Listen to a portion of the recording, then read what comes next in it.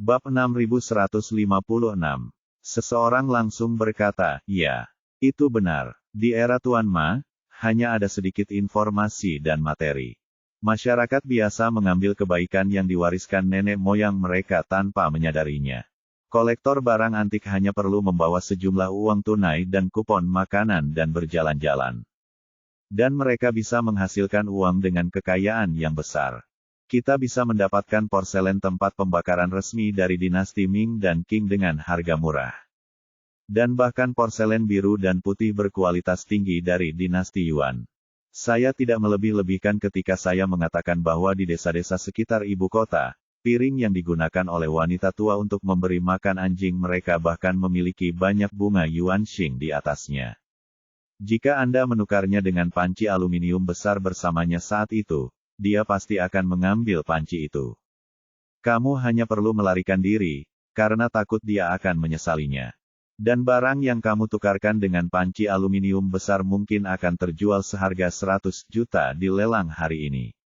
Sayang sekali, saya tidak dilahirkan di zaman itu. Saya akan menghasilkan banyak uang dan segera membuka museum. Manajer Chen mengirim pesan suara saat ini, bergema. Ya, Saudara Liu benar. Industri barang antik kita tidak seperti 20 atau 30 tahun yang lalu. Kita sudah memasuki era informasi. Di era informasi, siapapun dapat mengetahui beberapa informasi yang relevan. Bagaimana Anda bisa menjual barang bagus dengan harga murah? Manajer Zhou terlalu ceroboh dan tidak seharusnya melakukannya. Dia berkata, dalam masyarakat saat ini, saya telah melihat semuanya.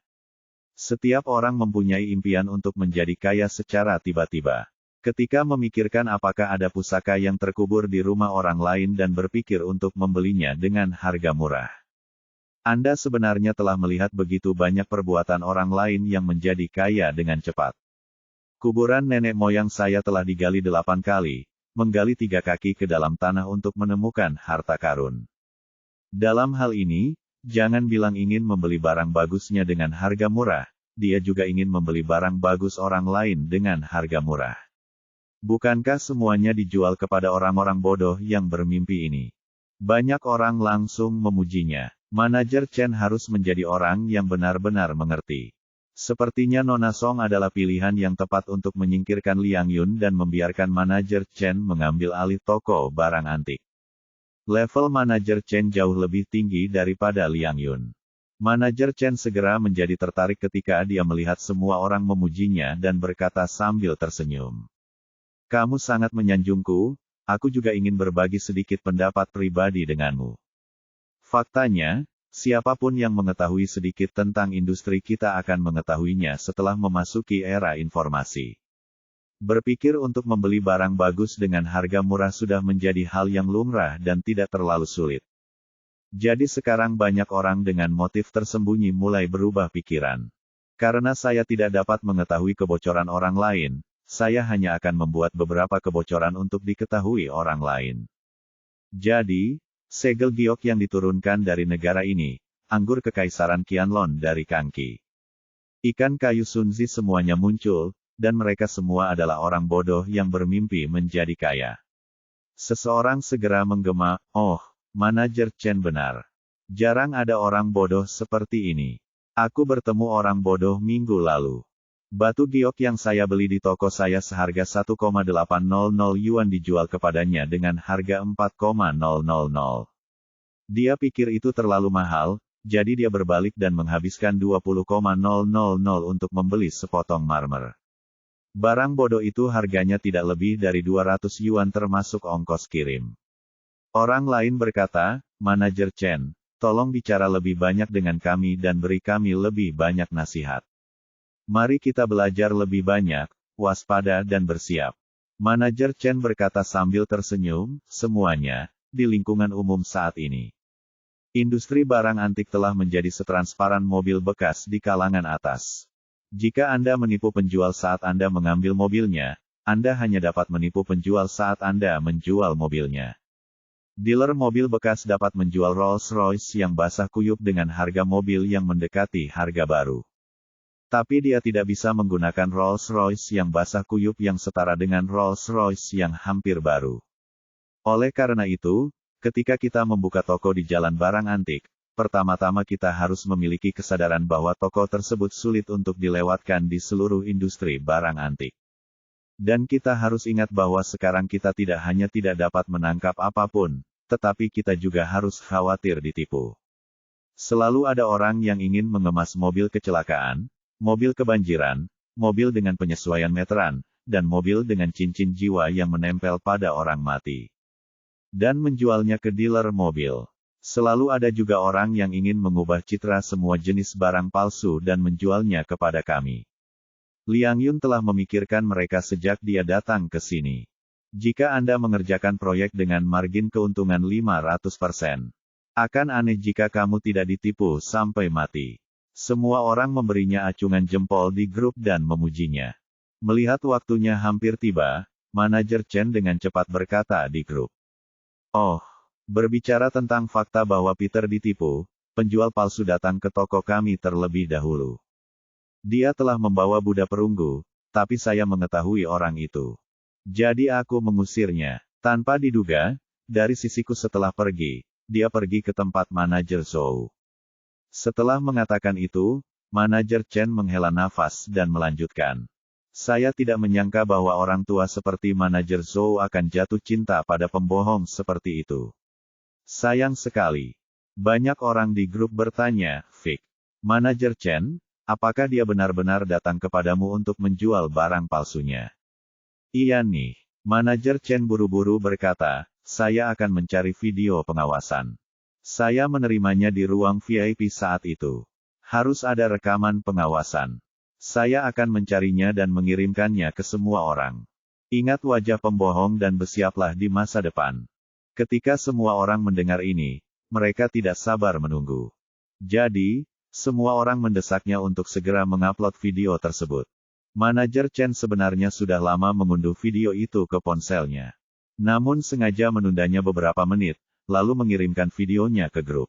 Saat video masih dikirim, dia berkata kepada semua orang. Semuanya, saya mengirimkan videonya, dan semua orang akan segera menerimanya. Tapi harap diingat, video ini hanya untuk kepentingan internal kita sebagai bahan ajar negatif. Tapi tolong jangan menyebarkannya keluar. Segera, seluruh proses akting manajer Chen dikirim ke grup industri. Begitu videonya diterima, mereka langsung mengklik untuk menontonnya. Dalam video tersebut, kemampuan akting manajer Chen berada pada puncaknya. Tidak ada yang bisa melihat sedikit pun aktingnya. Namun dalam video tersebut, semua orang juga dapat melihat bahwa Buddha perunggu memang terlihat bagus. Jika benar-benar diadakan di hadapannya, apa yang akan terjadi? Jika Anda tidak melakukannya dengan baik, Anda akan tertipu. Dan ketika semua orang melihat bahwa manajer Chen dapat dengan mudah mengetahui trik lawan, mereka tidak bisa tidak mengaguminya. Seperti kata pepatah, seorang ahli dapat mengetahui kapan dia bergerak. Manajer Chen dengan jelas menjelaskan arti sebenarnya dari kalimat ini dalam video. Tidak peduli seberapa baik pemalsu menyamarkan barangnya. Tidak mungkin menipu para ahli yang sebenarnya. Bab 6157. Sama seperti manajer Chen, hanya dengan melihatnya saja, dia dapat melihat bahwa barang tersebut adalah benda modern yang sudah berumur. Dilengkapi dengan pangkalan yang dibuat pada tahun Xuande dinasti Ming untuk membingungkan informasi.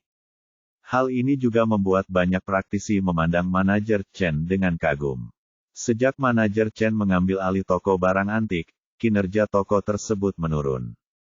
Jadi sebagian orang selalu menganggap kemampuan pribadi manajer Chen kurang baik. Tapi kali ini, semua orang sangat menyadari bahwa kekuatan pribadi manajer Chen sudah cukup. Alasan penurunan kinerja mungkin karena industri sedang terpuruk dan dia tidak menemukan sesuatu yang baik. Untuk sementara waktu, pujian untuknya di grup sangat banyak. Manajer Chen sangat bangga. Menurutnya, setelah malam ini, dia akan menjadi anak laki-laki paling tampan di seluruh jalan antik. Legenda tentang dirinya pasti akan semakin menakjubkan jika terus menyebar. Yang akan membantu meningkatkan statusnya di industri. Tidak diragukan lagi sangat membantu. Saat ini, seseorang di grup menyarankan, Manajer Chen, akun video pendek saya memiliki lebih dari 10,000 penggemar. Tolong izinkan saya secara lisan dan saya akan memposting video ini ke akun video saya. Mungkin kamu bisa menjadi populer. Yang lain juga menggema, iya. Posting di platform video pendek. Video pendek tentang penilaian harta karun sangat populer sekarang. Jika manajer Chen merilis video ini, pasti akan menjadi populer. Biarkan aku mempostingnya juga. Meskipun saya tidak memiliki banyak penggemar, saya masih memiliki lebih dari 3,000 penggemar. Manajer Chen menjadi bersemangat ketika mendengar ini dan berpikir, mungkinkah saya akan menjadi selebriti internet dengan video ini? Pastinya besar, kan? Dalam keraguan, dia langsung berkata pada dirinya sendiri, apa sulitnya ini? Beberapa hari yang lalu, ada seorang gadis cantik yang beberapa kali mendominasi daftar karena dia mengucapkan kata senjata dengan sangat kuat. Ya Tuhan, aku berani, banyak akal, dan peka terhadap kepalsuan. Jika ini diposting di internet, saya mungkin akan menjadi penilai harta karun yang diakui. Memikirkan hal ini, dia langsung berkata kepada semua orang. Saya pribadi tidak peduli, jika Anda ingin mempostingnya. Posting saja. Tetapi saya ingin mengingatkan semua orang bahwa meskipun saya tidak peduli dengan hak gambar, sebaiknya Anda memberi kode pada wajah pembohong. Jika tidak, jika dia mengganggu Anda, akun Anda akan diblokir atau Anda harus memberikan kompensasi. Semua orang setuju, jangan khawatir. Kami hanya akan menunjukkan wajah Anda, Manajer Chen. Manajer Chen menghela nafas lega. Dia tidak berani membeberkan adik laki-laki Ervin hanya untuk menjadi terkenal. Dan meminta orang-orang ini untuk memberi kode pada adik Ervin. Kemudian, dia memikirkan sesuatu lagi dan dengan cepat menambahkan. Ngomong-ngomong, siapapun yang mempostingnya, kirimkan saja tautannya kepada saya. Ketika semua orang melihat bahwa pemilik sebenarnya setuju, apa yang perlu mereka ragukan? Jadi semua orang cukup mendownload video tersebut ke ponselnya dan menguploadnya ke platform video pendek. Setelah beberapa saat, beberapa tautan video pendek terkirim. Manajer Chen buru-buru pergi menemui satu persatu untuk melihat siapa yang memiliki lebih banyak penggemar. Kemudian dia mengertakkan gigi dan menggunakan uangnya sendiri untuk diam-diam menginvestasikan 5,000 yuan untuk mempromosikan video yang diposting oleh orang dengan penggemar terbanyak ini.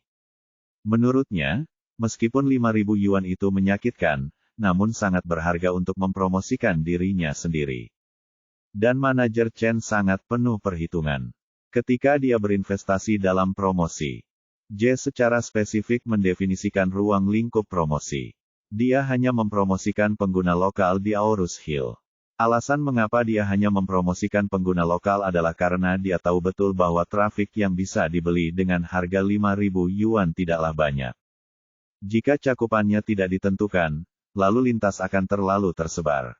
Sekarang dia terlibat dalam lingkaran barang antik Aorus Hill, dia secara alami pertama kali menemukan cara untuk meningkatkan reputasinya di Aorus Hill. Yang terbaik adalah mengemas dirinya sebagai ahli barang antik lokal di Aorus Hill. Sehingga perlahan bisa merambah ke seluruh provinsi dan seluruh wilayah China bagian timur. Akhirnya, ini berskala nasional. Oleh karena itu, cara yang paling hemat biaya adalah membiarkan sebanyak mungkin pengguna lokal Aorus Hill melihat Anda terlebih dahulu. Selain itu, ia juga punya pemikiran lain, yakni jika Warnia selaku ketua grup lagu melihat video ini, dia pasti akan memandangnya dengan kagum.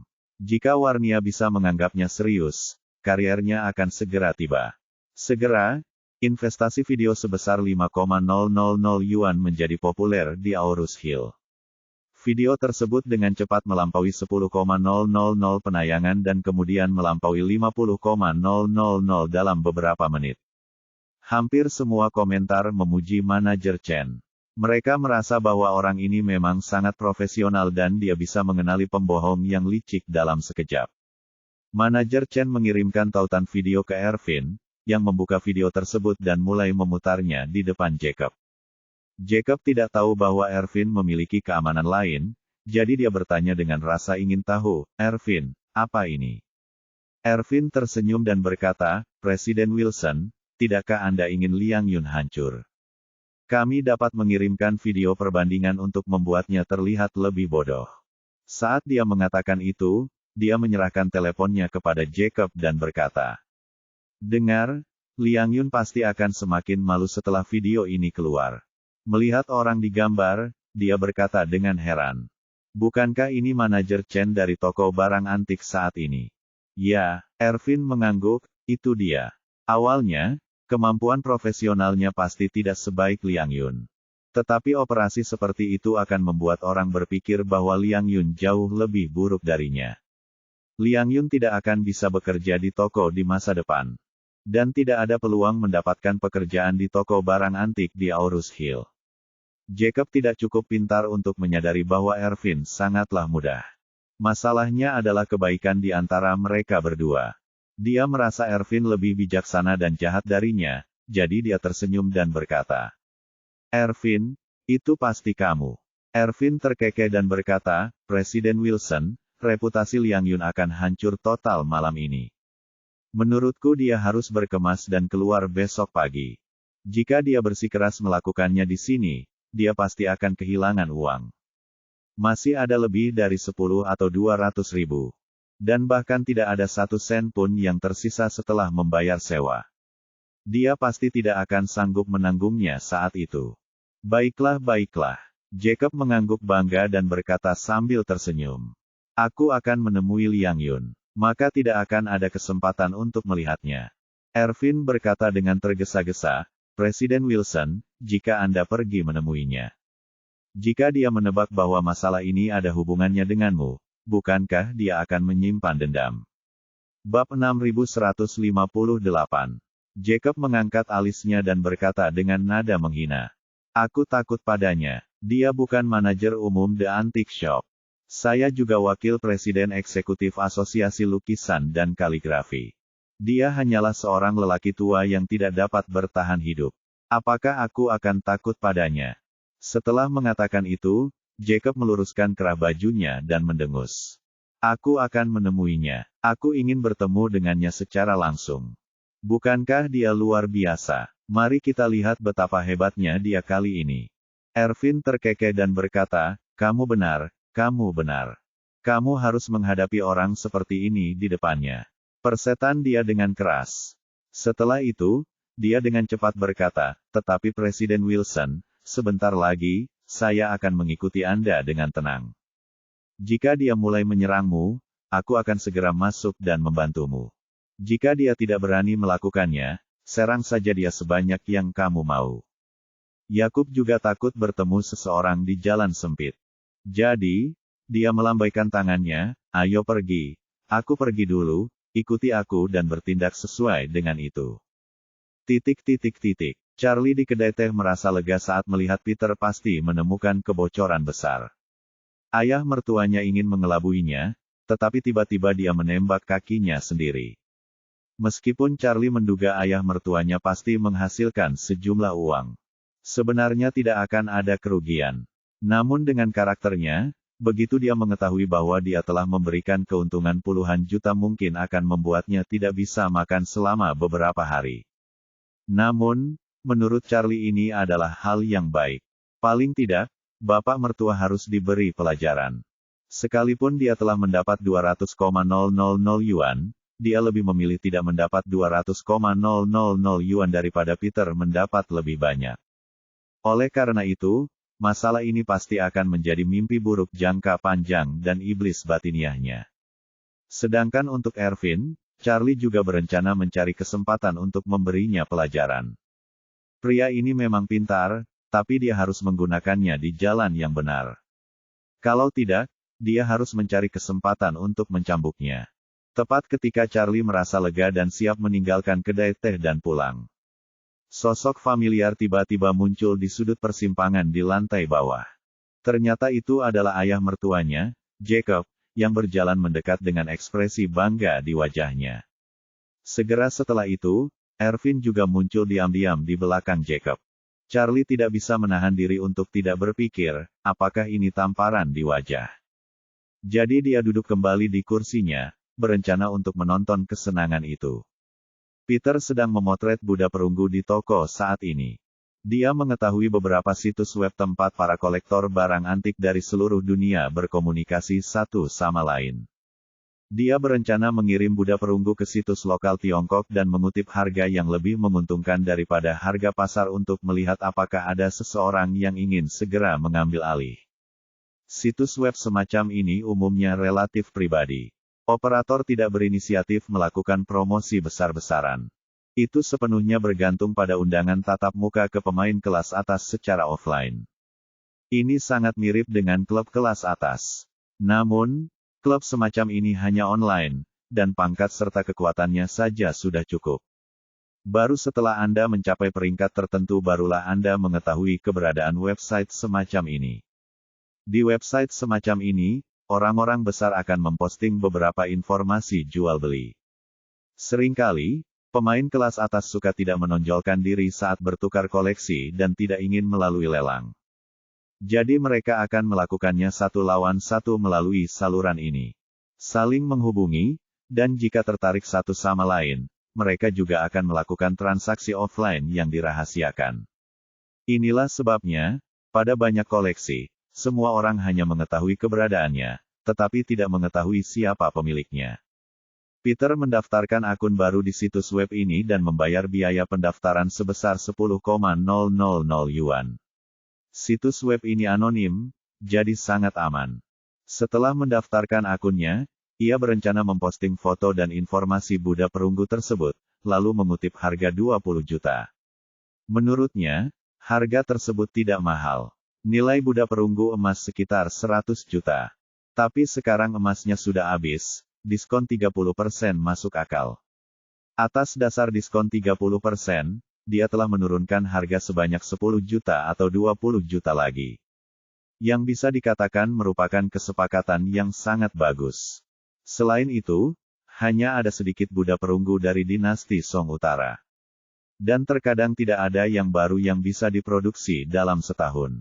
Kolektor yang sangat menginginkannya bahkan akan bersedia membayar mahal. Jadi dia yakin selama barangnya dikirim, seharusnya sudah tersedia malam ini. Saat dia sedang menulis pendahuluan, ada ketukan di pintu. Dia mengangkat kepalanya dan melihat keluar, dan melihat Yakub berdiri di luar pintu. Melihat ke dalam melalui jendela kaca, Petrus secara alami mengenali Yakub. Demi menarik perhatian Charlie, dia sengaja berusaha lebih dekat dengan Jacob. Sekarang ketika dia melihat Jacob tiba-tiba muncul di luar toko, dia langsung mengerti apa yang terjadi hari ini. Pada saat ini, dia tidak bisa menahan tawa di dalam hatinya, berpikir dalam hati. Ternyata orang itu disuruh oleh Jacob.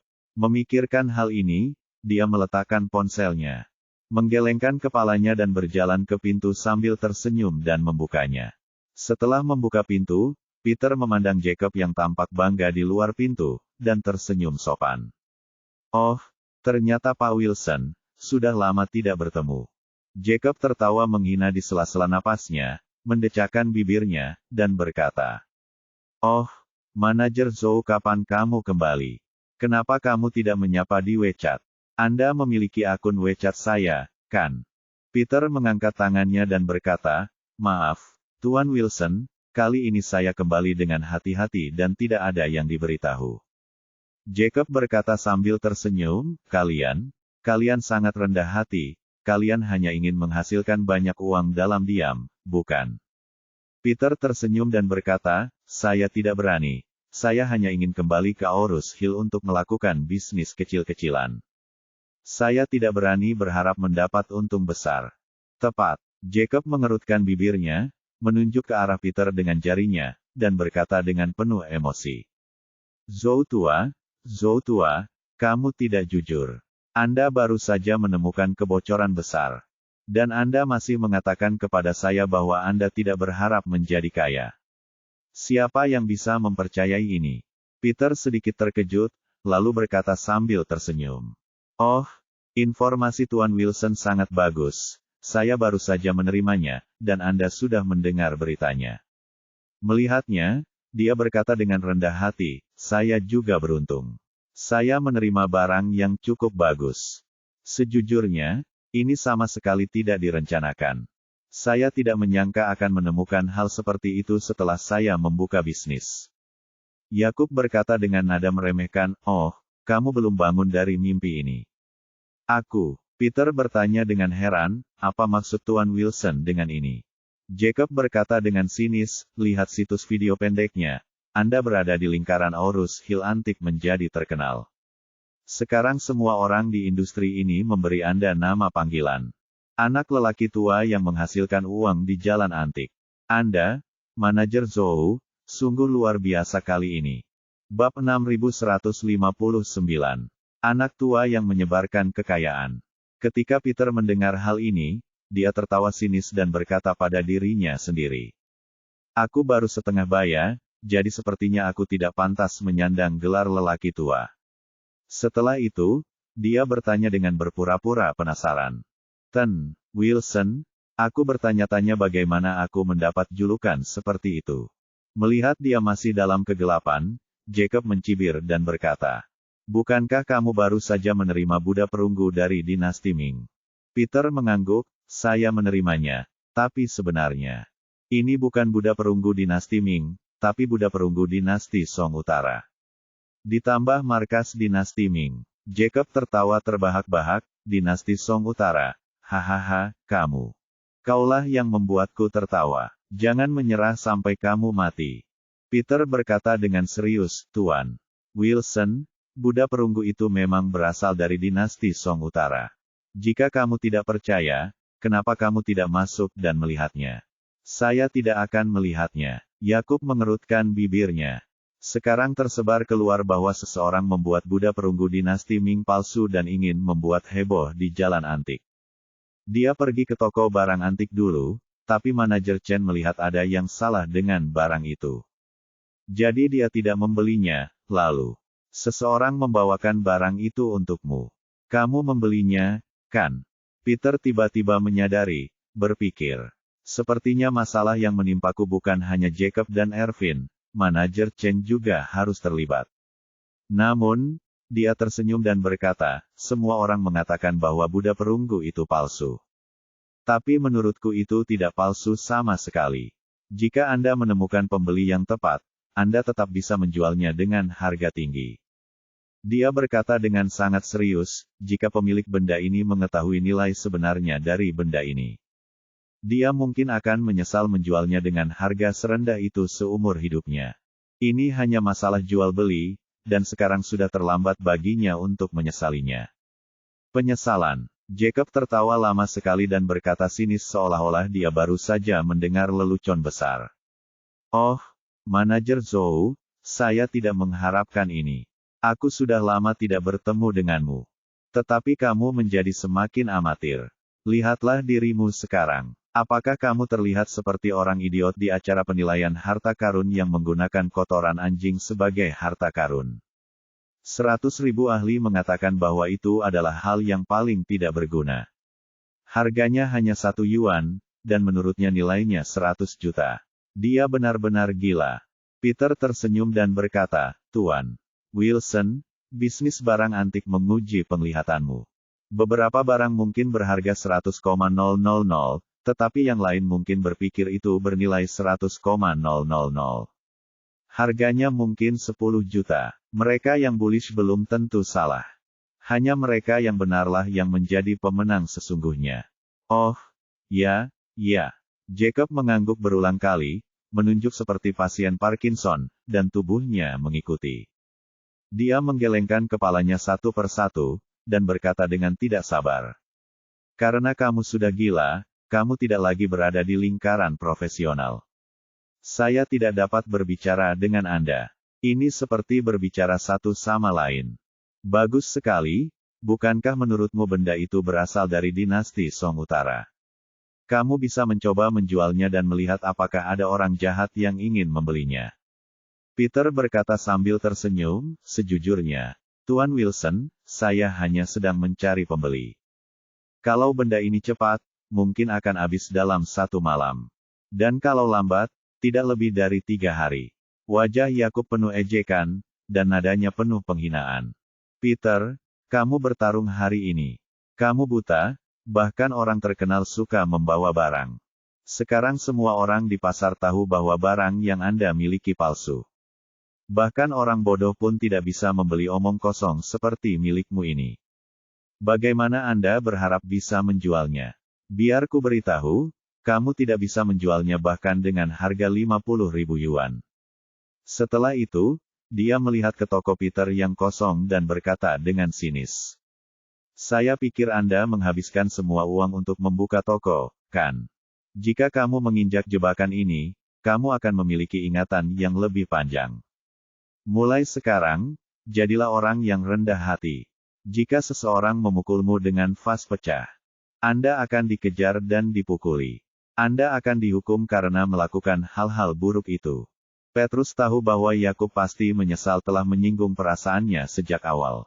Sebenarnya itu bukanlah niat awalnya. Dia hanya melakukannya sebagai upaya terakhir agar Charlie mendapatkan 9 kitab suci surgawi yang misterius. Jadi, dia mengangkat tangannya ke arah Yakub, dan dia berkata dengan terus terang. Wilson, kamu pernah tersinggung olehku di masa lalu, tetapi keadaan saat itu istimewa. Saya juga bekerja untuk orang lain, dan dia harus melakukan banyak hal. Saya ingin meminta maaf kepada Anda di sini. Setelah itu, dia mundur selangkah, membungkuk sedikit pada Jacob, dan berkata, saya berharap di masa depan, saya mungkin harus tinggal lama di Aurus Hill untuk mengemis makanan. Saya harap kita bisa mengesampingkan dendam lama dan menjadi teman. Jacob berkata sambil tersenyum, tidak apa-apa melepaskan dendam masa lalu. Tapi tidak mungkin menjadi teman. Kamu sangat tidak beruntung, dan aku tidak bisa menyimpan dendam lagi padamu. Saat dia berbicara, dia mengubah topik dan berkata dengan dingin. Tapi, kamu tidak bisa tinggal di Aurus Hill jika kamu mau. Setelah kejadian ini, Anda mungkin tidak akan bisa bertahan di industri ini. Jika aku jadi kamu, aku akan segera meninggalkan Aurus Hill dengan ekor di antara kedua kakiku. Atau bahkan meninggalkan provinsi ini dan pergi ke tempat yang jaraknya ribuan kilometer di mana tidak ada seorang pun yang mengenal saya, memulai dari awal, dan mungkin masih memiliki sesuatu untuk dimakan. Bab 6160. Peter tersenyum dan berkata, mengapa? Saya ikut prihatin, Tuan Wilson.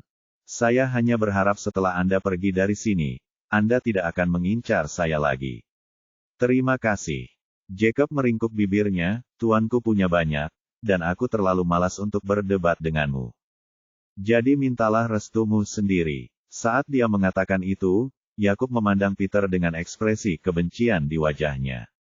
Dia mendecakkan bibirnya dan berkata, cek, saya pikir kamu adalah seorang master. Tapi aku tidak menyangka kamu menjadi begitu lemah. Ini sungguh mengecewakan. Lupakan saja, pulanglah sampai jumpa. Setelah itu, dia berbalik, meletakkan tangannya di belakang punggung, dan pergi dengan langkah santai dan bangga. Peter melihat ke punggungnya, mendesah pelan, dan berpikir dalam hati. Melihat posturnya saat ini, dia seharusnya puas dan tidak akan berdebat dengan saya lagi. Tetapi jika dia tahu berapa harga barang ini dijual, aku khawatir dia akan membenciku lebih dari sebelumnya. Melihat Jacob pergi, Charlie tidak tinggal lebih lama lagi. Dan turun dari kedai teh dan meninggalkan jalan antik. Sesampainya di rumah, Jacob sudah selangkah lebih maju darinya dan baru saja memarkir mobil. Seluruh wajahnya berseri-seri, bahkan di malam hari, terlihat wajahnya berkilau, putih kemerahan, dan sangat lembab. Melihat Charlie, Jacob berkata sambil tersenyum. Oh, menantuku sayang, kamu juga kembali. Apa kamu sudah makan?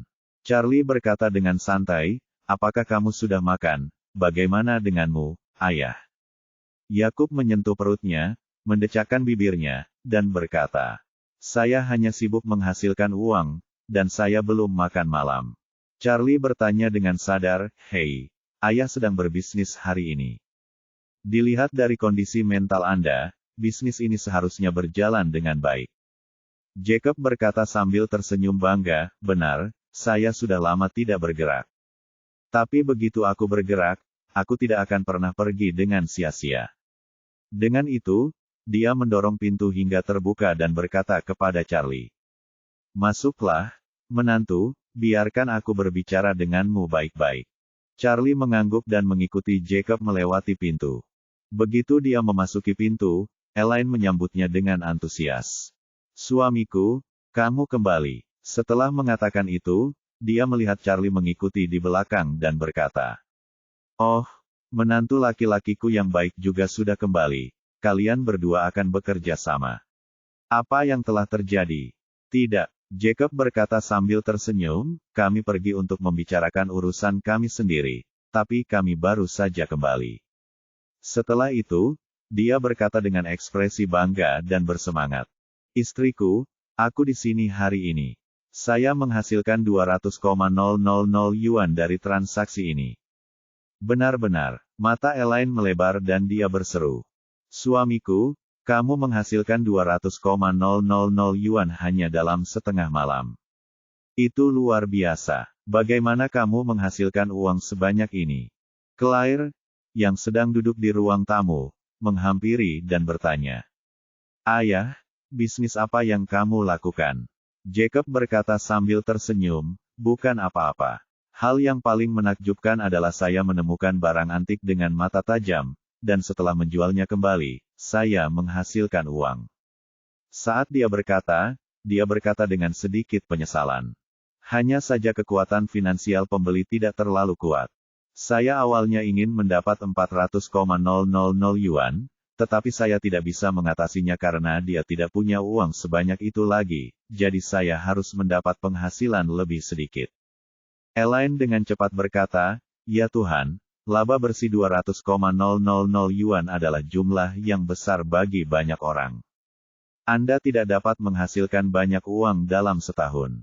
Setelah mengatakan itu, dia segera bertanya, "Suamiku, rencana penerbangan kita besok pagi tidak berubah kan?" Jacob berkata, "Tidak ada perubahan, jangan khawatir. Penerbangan akan berangkat pukul 10 besok pagi. Kelas utama, tiketnya sudah dibeli." "Luar biasa." Elaine bertepuk tangan dengan gembira. "Kami sudah bertahun-tahun tidak keluar. Kita pasti bersenang-senang kali ini." Charlie berkata, "Said, ayah, ibu, pesawat berangkat pukul 10.30, dan ada banyak prosedur penerbangan internasional.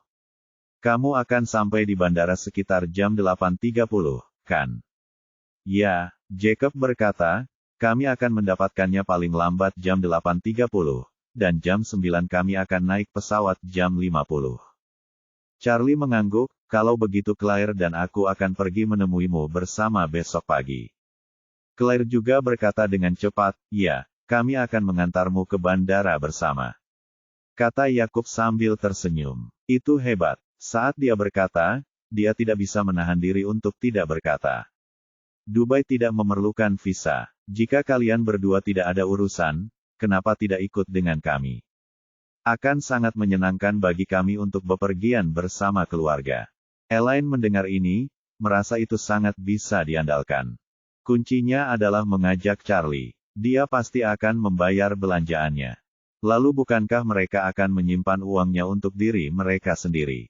Claire tanpa sadar berkata saat ini, "Ayah, saya pernah berada di Amerika Serikat, dan saya tidak banyak bertanya tentang urusan perusahaan. Dan para karyawan telah bekerja tanpa saya. Jika saya tidak segera mengawasi status pekerjaan mereka, akan ada banyak masalah yang menumpuk untukku." Setelah itu, dia dengan cepat menambahkan, "Lagi pula, bukankah kamu dan ibu akan berbulan madu? Jadi kali ini pergilah dan nikmati dulu, dan kita akan pergi keluar bersama sebagai satu keluarga saat ada kesempatan lain kali." Ketika Jacob mendengar ini, dia berhenti menekan dan berkata sambil tersenyum, "Oke, kalian anak muda. Anda harus mengutamakan karir Anda. Dan belum terlambat untuk istirahat ketika karir Anda mencapai level tertentu." Dia berkata dengan gembira, "Saya mendapat sedikit keuntungan hari ini. Suasana hatiku sedang bagus sekarang. Aku yakin aku akan keluar untuk bersenang-senang kali ini. Ini akan sangat menyenangkan. Ini akan menjadi sempurna."